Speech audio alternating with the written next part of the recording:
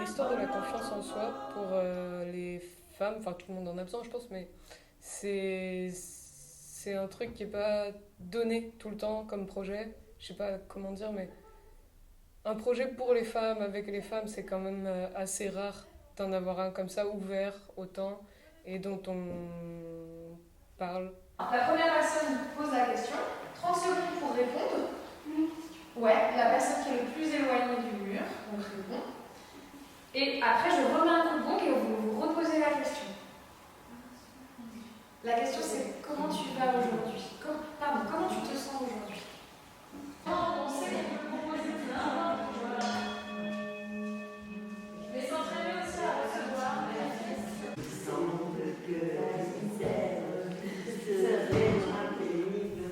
Je savais que c'était que des femmes et ça m'a beaucoup plu parce qu'on n'a pas l'occasion tout le temps d'être qu'entre femmes et défendre notre cause surtout. Entre les deux, instinct, un truc comme ça? Suivre son instinct? On a eu un point sur On a la voix aussi.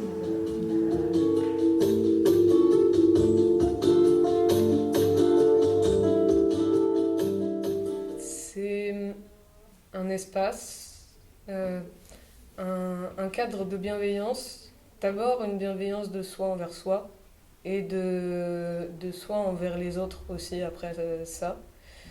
Et c'est un espace de bienveillance dans lequel on peut se lâcher, en fait, pour moi.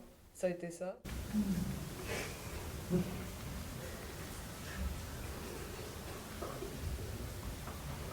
Donc Emancipart, il est né d'un projet tutoré, donc un projet scolaire. On est 6 étudiants du master direction établissement culturel on devait mener des projets. Et nous, on s'est retrouvés autour des questions de l'action culturelle. Et donc très vite, ce projet est né. On devait faire, pour être sélectionné dans le master, on devait faire des notes d'intention avec des projets fictifs. Et du coup, on s'est réunis autour de nos projets fictifs. Et voilà, on a mixé un peu tous ces projets fictifs pour créer une action culturelle dont on avait envie et pour laquelle on voulait travailler, qui regroupait un peu tous les enjeux et les souhaits de chacun et chacune, surtout.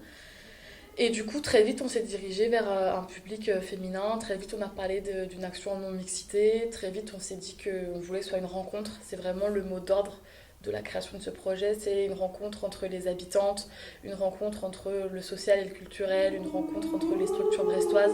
C'est ça, super, périnée.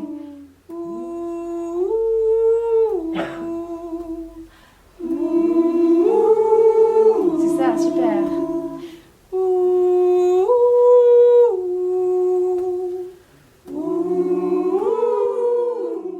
Et c'est beaucoup plus tranquille, c'est vraiment un balancement du corps de droite à gauche. Ce qui est un peu moins normalement fatigant que de faire 1, 2, 3, 4. Hey. Super. Hey. Vous arrivez les basses. Super. Vous pouvez mettre du bassin là-dedans.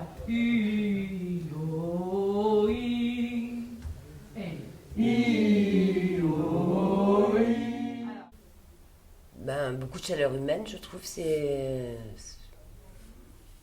beaucoup de chaleur, c'est super sympa. On a l'impression de se connaître depuis longtemps, alors que ça fait 15 jours, enfin à peu près. Ça te rend heureuse? Ouais, j'aime bien, ouais. C'est super, ouais.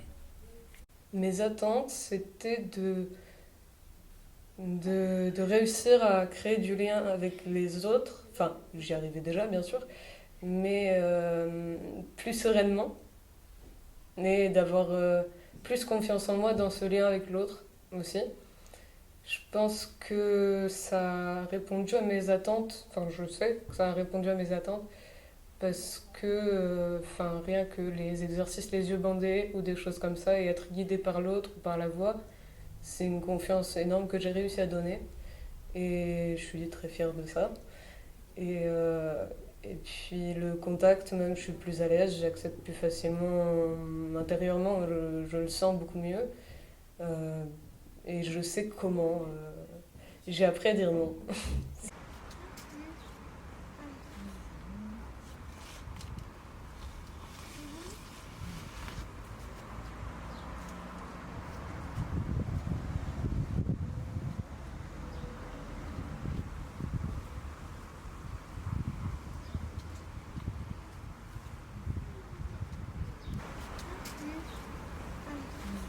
La connexion là entre Marlène, je crois, c'est Marlène.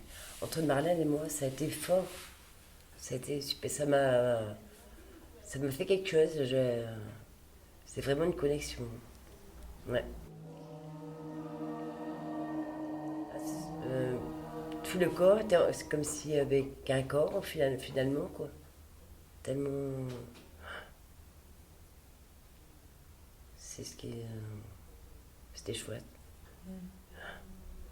Il y avait un exercice avec une balle de tennis où on va faire rouler la balle de tennis sur le corps de l'autre. L'autre a les yeux fermés et va danser en fonction aussi de ce roulement de la balle. Et donc c'est du contact, mais juste il y a la balle entre la main et voilà. Moi au théâtre, j'avais déjà essayé plein de fois la danse avec du contact et j'étais pas à l'aise, j'étais pas bien, je voulais pas le faire, j'arrivais pas. Et là, je trouve que c'est une bonne étape d'avoir la balle entre moi et la personne pour après pouvoir le faire plus tard sans la balle. Mais j'ai trouvé ça génial et je pense que je vais garder ça.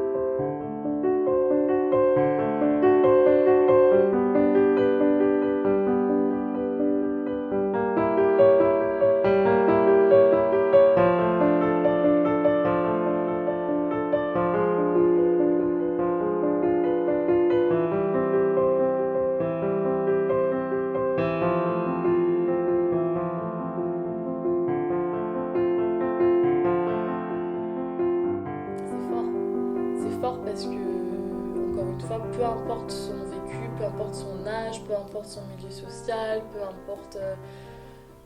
importe finalement même son genre, on a tous besoin à un moment donné On a tous vécu des épreuves qui nous sont propres et on a tous besoin d'avoir des espaces où on peut, sans aucun jugement, avec une bienveillance, une vraie grande bienveillance sincère, où on peut partager, expérimenter, se transmettre des outils, se dire bah moi je fais comme ça, est-ce que ça t'irait? Ah bah ouais en fait ça je pourrais aussi le réutiliser moi dans ma vie. Et après du coup là on l'expérimente dans un espace qui est sécurisant, qui nous donne confiance, et une fois qu'on aura confiance en cet exercice, bah pourquoi pas le réappliquer dans la vie de tous les jours. Le symbole, le plus souvent associé au mouvement des femmes pour la paix, est une toile tissée. Sur une toile d'araignée, chaque fil est très fragile. Mais tissés les uns avec les autres, ils forment un ensemble fort et cohérent. Une toile formée de quelques liens est fragile et peut être cassée. Mais plus elle comporte de fils, plus elle est forte. C'est un peu bizarre de dire ça, mais l'autre jour, mardi, j'ai pleuré, en fait. Ouais. Et je pleure pas souvent, mais là, j'ai pleuré et c'était de la tristesse et en même temps, c'était de la joie. C'était bizarre, mais j'étais heureuse de réussir à être triste pour moi-même. En fait, je me suis rappelé de plein de trucs que j'ai subis, des violences, et je les ai vus dans ma tête et là, pour la première fois, je me suis vraiment dit, mais c'est triste en fait. C'est vraiment pauvre enfant, pauvre fille qui a vécu ça. C'est hyper triste et je suis désolée pour toi quoi, que tu aies vécu ça. Enfin, je suis désolée pour moi. Et c'était la première fois que je ressentais ça, quoi. Et ça m'a beaucoup libérée, je pense. J'ai découvert une nouvelle émotion envers moi-même. La tristesse. Ouais. Mais c'est vrai, j'en ressens pour les autres, mais j'en ressentais pas pour moi-même, en fait. Et du coup, je trouve ça très beau. Et je suis fière d'avoir réussi ça, d'avoir réussi à lâcher comme ça et à ressentir ça envers moi-même, en fait. Merci pour ce partage. De rien. Sous les ailes. Comme ça. On soulève. Se prend en haut. Et on appuie sur le dos. On atteint le poids. Et là, on peut vraiment faire ce qu'on veut. Si la personne, en fait, c'est un truc de sécurité aussi. Si la personne elle nous donne son poids, on peut aller dans tous les sens. Des flexibilités. Je vais faire du crawl, la brasse. Le papier. On Voilà. peut faire avec tout le corps. Mais bon, ce sera peut-être une autre fois. On déverrouille tout ça. Oui, c'est ça, la force. Qu'il ne soit pas bloqué en arrière. Voilà. Et quand c'est bien chaud, on fait les pattes. C'est vraiment cette notion d'outils, des outils pour avancer dans sa vie, malgré les épreuves, malgré les obstacles, malgré les petits coups de mou, en se disant je suis là, j'ai le droit d'être là, je suis légitime, je suis capable, je suis forte, je suis, tu vois, s'assurer que on va faire des trucs très basiques, mais que j'existe et que c'est ok quoi, et que peu importe comment je veux vivre ma vie, c'est ma vie et j'ai les outils pour avancer en accord avec moi-même. Je suis soutenue. Je suis forte. Je suis engagée. Je suis connectée. Je suis souriante. Je suis investie. Je suis dévouée. Je suis passionnée. Je suis aimée. Je suis libre. Je suis renaissance. Je suis lumineuse. Donc, à la fois on crée du lien avec l'autre et à la fois on se retrouve à créer du lien avec soi-même aussi. J'ai deux sœurs dont je suis très proche et j'avais ce lien de sororité avec elles, mais genre personne d'autre. Et là, je me suis rendu compte, c'est ce que je me suis dit en fait, la sororité, c'est la première fois, c'est Malou qui a dit le mot sœur, je crois on est entre sœurs. Ça m'a interpellée. Et après, je me suis dit, mais oui, en fait, c'est la même confiance que je peux donner, même si on n'a pas grandi ensemble, voilà, à d'autres femmes, puisqu'en l'occurrence, c'est la sororité. Et ça m'a fait capter ce que ça peut être, ce lien que je recherchais. On se retrouve entre femmes, on peut discuter, tout le monde a ses problèmes, quoi. J'ai appris beaucoup de choses, quoi. Beaucoup d'amitié aussi, beaucoup de... Tu sens que tu as forgé des amitiés? J'ai l'impression, ouais. C'est comme si on se connaissait depuis longtemps, quoi. C'est comme quand je fais du théâtre, voilà, au bout de 9 mois, des fois, on reste ensemble, puis après, y a plus rien. C'est ça qui est dur, après, il n'y a plus rien. C'est juste nous.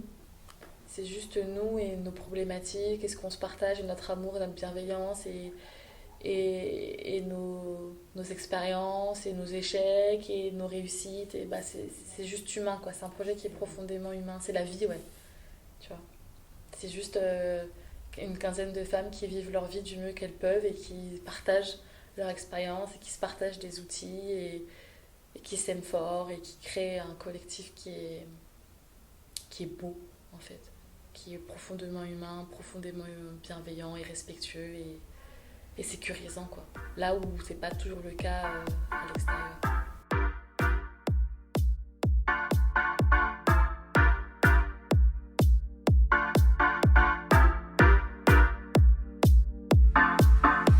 Voici les regards. Voici les mouvements.